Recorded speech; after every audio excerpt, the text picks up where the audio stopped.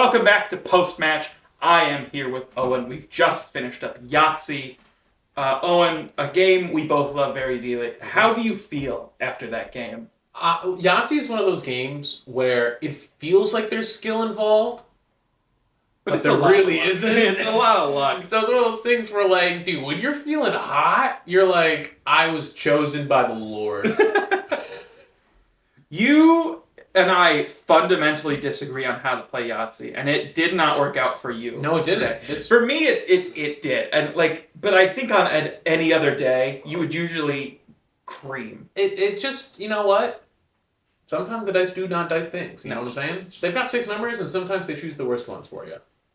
You consistently getting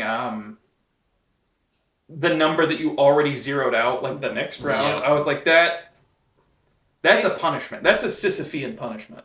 But you know, that's just a skill issue. I should have known that was what was going to be next. No, it's like chess. You got to predict 3 moves ahead. And I'm not good at chess I either. couldn't do it today. And that's all right. We're going to start our categories the way we always start them, with box fit. We have this lovely box, shaped like a book. It's part of a set. This one is light yellow. There's like 16 or 17 books in this set that I'm trying to slowly collect. This is how it opens. Whoop! There's the rules. Everything has a cute little place. Everything is velvet lined. Out of 10, how do you rate this box fit? This box is like... If this isn't a 10, I don't know what is a 10. Truly. Like... This is nice, and I think... So we had my custom dice mat. I think we didn't notice it.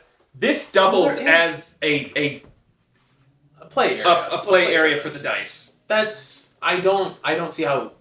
Like I said, if this isn't a 10, I don't know what is. Mm-hmm. Maybe it's doing a little much with the velvet, but like, I don't know, man. It feels kind of fancy. I think it's earned it. Yeah. I think it's a little quirky. Yeah.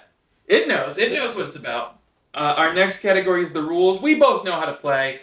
The rules itself are a cute little pager, and it's mostly just explaining the scores. Yeah.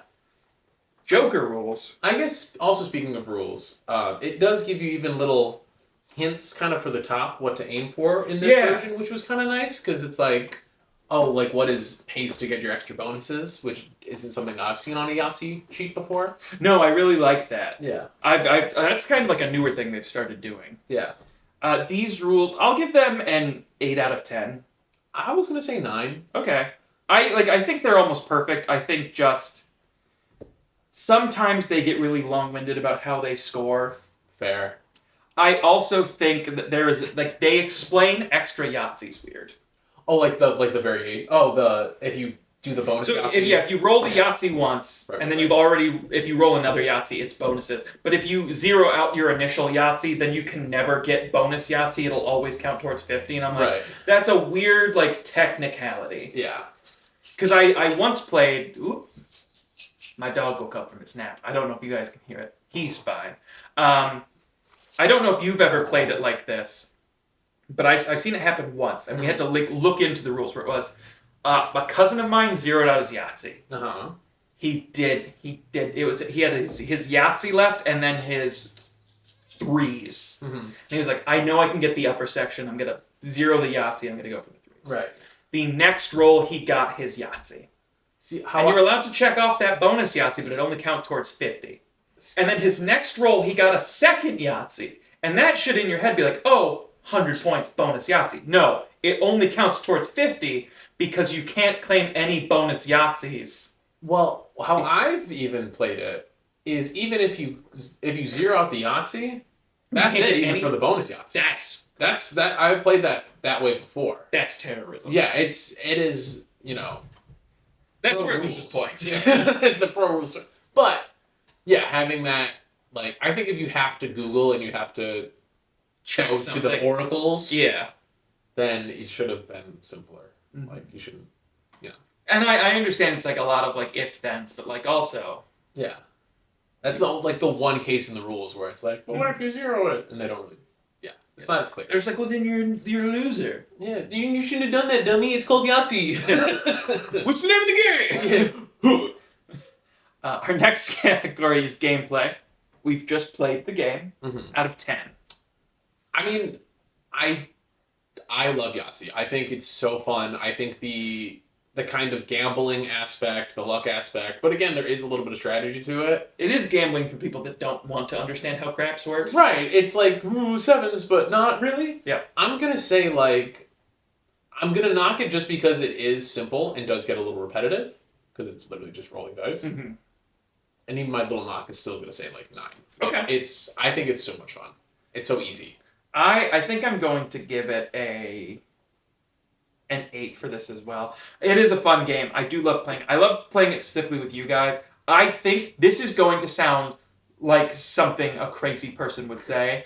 Yahtzee is only fun if every person is competitive about playing Yahtzee. Oh, yeah. Playing with a single person, like if we had a group of 7 people playing and one person did not care, it ruins the entire game. That's fair. You need to play with people who are willing to slash tires. I think, yeah, you need to have the right energy because, like... It seems like it's a laid-back game. Off. It's not. It's where children become men and women, truly. It's where all gendered children become men. I mean, I didn't wear it, but I do have my army fatigues with my bars that I've earned. But I've left them at home. Yeah. I left them hanging. I didn't want to showboat. I left them framed where they belong. Yeah, it's like it is a game where you do need to be serious. In general, I think a lot of board games lose their fun when people don't care. Yeah. It takes one person not caring for a game to become so unfun to play. Mm-hmm. And we've had that case. I remember, I'm not going to name names, but someone who is an acquaintance of ours was playing. They were invited to like a board game night we used to have like every other month. Sure. And they were like, oh, can I stop by? And then every single game, they were like, I don't get it, this isn't fun. And you could immediately watch everyone not have fun anymore. Yeah, because you feel like now you have to perform. Yeah. It's tiring. Mm-hmm. Not to keep soapboxing, if you don't want to play board games, don't come to board game night. Don't play. It's okay. I know FOMO's a real thing, but like, or don't poop the mood. Also, you can come to board game night. Don't play the board game. Yeah. Just be there for the hang, have the pizza, whatever, chill out. There's time in between board games for board game night. Become the whispering eunuch of the game. Just walk up. Oh, the nefarious eunuch. It seems that Crow is going for a small straight, but it seems like James is going for the longest road. Yeah. It would be a shame if you cut off his supply. Yeah. My lord, he's weak and relies on your trade alone. There is trivia to pursue. Yeah, I miss having game nights, and I know we play board games for this channel. I sometimes miss just like 3 hours, 7 games. Yeah. Just going insane style on them. Oh yeah. We're doing a lot of that, right? We're doing a lot of bulk filming tonight for the paternity months. I don't know when this comes out in retribution, but like retribution? In retrospect? Retrospect. In yeah. retribution. We shall get it back for that baby. We are filming 10 episodes, and then once Crow and Owen leave, I have to film 4 more episodes. Like just rule books. Tag yourself. I mean, you're gonna be wearing the same clothes. So I don't try to figure out what was recorded in what order. I think that's a little fun game to play at home. So this might be cheating, and I don't know. Again, I don't know when this comes out, so I don't know when this will happen. Each person has me wearing a different shirt. I'm a bad friend. I didn't notice. It's fine. I'm a bad guy. So for Crow's games, I'm wearing a different shirt. I specifically switched shirts for both of your games. Wow, I'm a really bad friend. I have shirts, and they match the shirts I'm wearing in the rule books.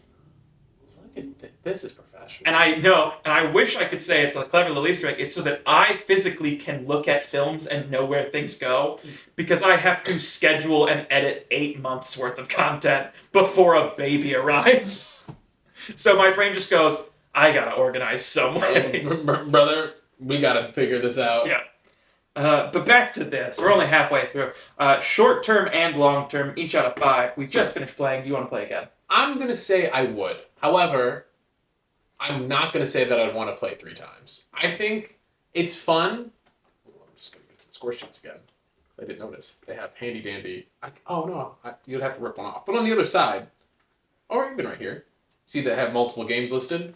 If you do 6 games of Yahtzee, in a row. You're a terrorist. Talk to a professional. Get some. But I would play another one and potentially a third. Okay. And if that's not a 5 on I would be willing to play this 2 more times or right now, I think that's pretty much a 5.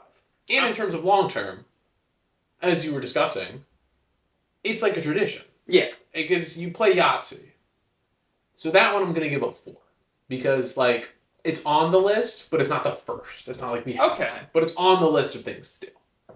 I'm effectively we have the same scores. I'm going to strike that, reverse it. Yeah. Long term's going to be a 5. We always play this. There's always a time and place for it. Yeah. Short term's going to be a 4. There's only 2 of us, so like it's fun. So when you have more people, sometimes I'm just like, Fair. that took an hour. This was a quick Yahtzee. That's Yeah. maybe why I'm willing to roll those bones. When But we start. still, I think even when we do have 5 or 6 people, we play 3 or 4 rounds. Yeah. And then we make lunch or whatever. Yeah. Final category, objective category. How did you like it out of 10? I mean, if I could, I'd give it an 11 out of 10. However, I lost, so that's minus 3. a point. Oh, So I'm going to straight give 10? it a 10 out of 10. Okay. I love Yahtzee.